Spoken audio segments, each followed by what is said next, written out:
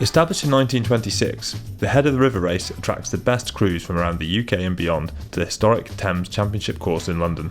Known to many as the Tideway, this tidal stretch of river presents many unique challenges to rowers and coxers alike. But in this video, Olympic champion Phelan and boat race winner Sophie Shapter aim to provide you with the information that you'll need to not only be safe, but also to help you avoid making mistakes that could cost you and your crew valuable time. So let's head straight to the start marshalling area where we'll find Phelan. By the time you've got here, you should be almost ready to go and race. So you've gone through all the usual formalities, you've boated in plenty of time, you've done your warm-up routine, the guys are starting to get ready to race. It's one of the most stressful times for a cox. There's so many things you need to go and remember. Like firstly, this is moving water, so constantly, even when you're in your marshalling position, always remember that the tide's going to be pushing you in the opposite direction. So just be alert to that. Always make sure you're keeping the bows, just tapping along, staying in the right position, making sure you're not getting too close to crews. Another thing always to remember is just keep your bows just slightly pointing into the bank. So that way then the tide doesn't go and push your bows out and you start getting out into the middle of the river. That's just going to cause a lot of trouble for you. When it's your time to start possibly racing, you'll see the numbers going off in sequential order in front of you. The marshal will generally give you a 5-minute warning when you're about to go. At that point, obviously go and tell your crew, start to take their kit off, and then the marshal will tell you to start to turn. Give yourself plenty of room, plenty of time, and then you just slowly start turning your bows into the stream, and then actually the stream will go and help you turn the boat. Get your crew ready, and then it's time to go, ready for the race. I like to start paddling with my crew about 3 to 4 lengths before CHISWICK Bridge, like a good, strong, steady state, keeping the rate nice and low at that point. You've still got quite a few hundred metres before the start line. In terms of positioning, I never think you can go wrong with being in the middle, but if you want that extra edge, that little bit of 1% as you approach, I always like to look out for the 2 orange lights above CHISWICK Bridge, and I aim to be just on the right hand side of those as I come through, so I've got a nice line for that first bend after the start. So here we are on the start line. As you can see on the far bank, you can see the university post. That's always a really good marker to use to know that that's the start line. When you come through the bridge, there's going to be a boat moored onto the buttress. On that boat is race time official. So they say, number 28, go. This goes not the timing line, but by that time you need to be up at race pace. When you come through, you've got about 7 strokes until you come down through to the official timing line, and then you're right into the race. So as you come down here, it's going to be quite busy. So there's going to be people marshalling probably on either side of the river. So you just need to be really aware of what they're doing. And then there's also going to be some marshals in their boats as well.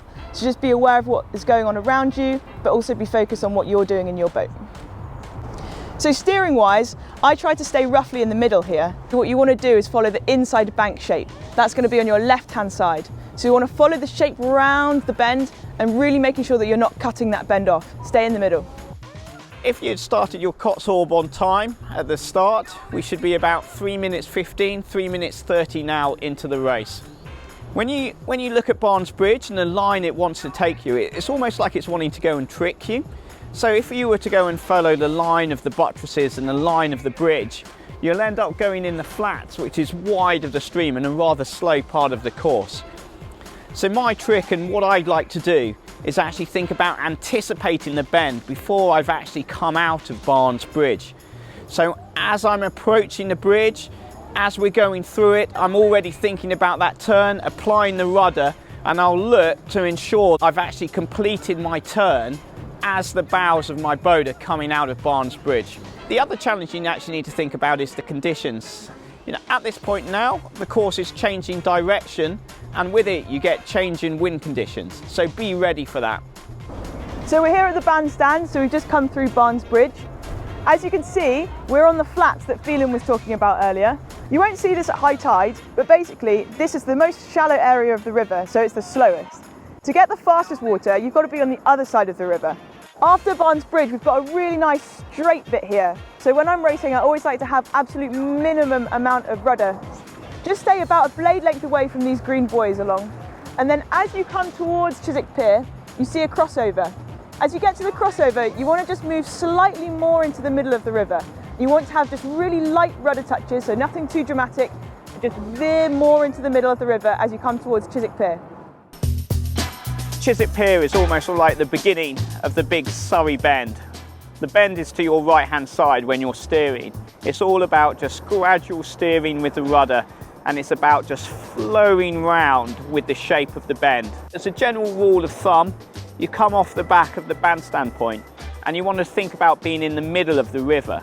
And what I really mean by being in the middle of the river, it's not the middle between the bank and the pier, but it's really about being in the middle from one bank to the other bank. A way to go and think about your positioning and whether you've got the right position is to go and check the GPS speed on your coxorb. And if you start seeing sort of like larger variations in the speed that the boat's travelling, then that might actually indicate that perhaps you're in the stream or you're coming out of the stream. So use that as a sort of like reference guide when racing. The final thing I want to talk about at Chiswick Pier is overtaking. So the most important thing to think about when overtaking is providing certainty. That's giving certainty to your crew and certainty to the crew you're overtaking. Pick the line that you want and actually to go and stick to that course. That way your crew doesn't feel you weaving about, hitting the rudder hard. And secondly also, the crew in front knows the line that you're going to take. Now, overtaking sometimes happens really quickly and you can just do it in sort of like 10 strokes or so, or it can happen over a long period of time, over 500 metres, over a K. So just be mentally prepared for that. It just doesn't happen that quick.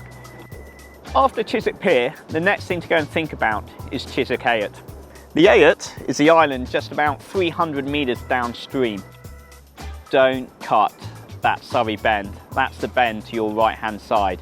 And I think there's really important reasons for that. One, you want to stay in the fastest part of the stream, but secondly also be aware there can be potentially some crews coming upstream again after racing.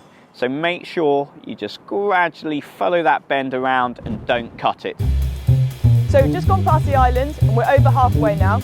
As you can see, Hammersmith Bridge is in the background, around 3 or 4 minutes away still. So we need to make sure that coming around this bend, we're holding our line. So here, if I was racing, I'd want to stay in the middle and we want to follow the inside bend shape. So just staying in the middle all the way round, really following that bend that's going to be on your right hand side. As you approach Hammersmith Bridge, you want to be thinking about the second lamppost from the right hand side buttress. You want to use this as a sort of marking point for your steering. Basically, before the bridge, you want to make sure that you've sort of almost taken that bend already so that you're going through the bridge in a straight line under that second lamppost. The last 10 minutes of the race might have been quite quiet, so when you come towards Hammersmith Bridge, there starts to become a little bit more of an atmosphere. It's a really good opportunity to really motivate your crew and push off the bridge into this next part of the race. After Hammersmith, the wind conditions can often change, and you might get wind over tide, it might become a little bit more rough. So part of your prep will be to check the wind direction and just make sure that you know what to expect coming round that bend into Hammersmith Bridge. So coming off the second lamppost at Hammersmith Bridge, that really sets your position for the next phase of the race. As a rule of thumb, I always like to think about 1/3, 2/3 rule. 1/3 to your right-hand side of the bank, 2/3 to your left-hand side of the bank. And that's the position that you want to take for the remainder of the race. So once you come through Hammersmith and you approach Harrods, one of the challenges you have for the rest of the course now is the fact there's not many markers on the course. I think one of the ways that you can get around this challenge is by going off distance markers. So looking at your coxorb, around this point now you'll have about 2K to go, and then you can feed that back to your crew to give them distances and time left in the race. So from Harrods, we're following what Phelan was saying about the 1/3, 2/3 rule. As we come to here, we see Phelan Football Club. So in front of Phelan football pitch, it can get really shallow, just like as we saw up at Barnes Bridge. So we want to avoid this because this is slow water. To do this, you need to go wide round this bend, so keeping that 1/3 on this side, 2/3 on the far side. Don't cut this bend. As you come around the bend, you pass Barn Elms. It's about 1 kilometre to the finish, so here is where you need to start thinking about how you're going to wind up for the finish, telling your crew you've got about a K to go, and really making sure that they're motivated to give it all they've got. So the finish line's that way, and we've just passed Phelan Football Club. And I just wanted to briefly mention this. It's known as the Black Buoy, and as you come down the course, you'll pass it on your right-hand side. Returning crews will be on the inside bank here, going back up that way, so you just need to be aware of everything going on around you. And it's about 500 metres to the finish line, so it's about time you wind up and empty the tank. Behind me is Putney PIER. Don't be deceived, you've still got about another 10 strokes before you pass the finish line. Remember that, in those last few strokes, everyone will count. Watch out for the red buoys on your right-hand side. They're marked there for returning crews, so be aware of it and make sure you don't hit them. Rule of thumb, which always serves you well, is as you approach the finish line, aim for the middle arch and aim for the middle of that. That way you won't go and hit those buoys.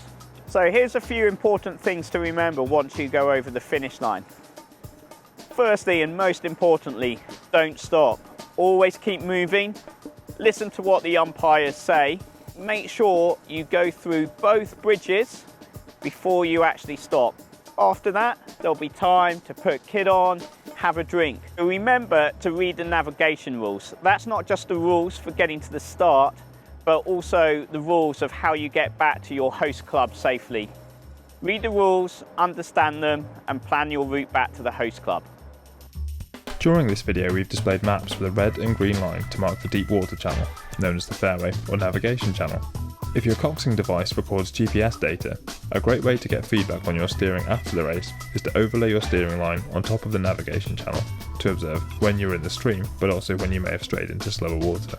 In the description for this video, we've included a download link to the navigation channel KML file, which will allow you to do this yourself.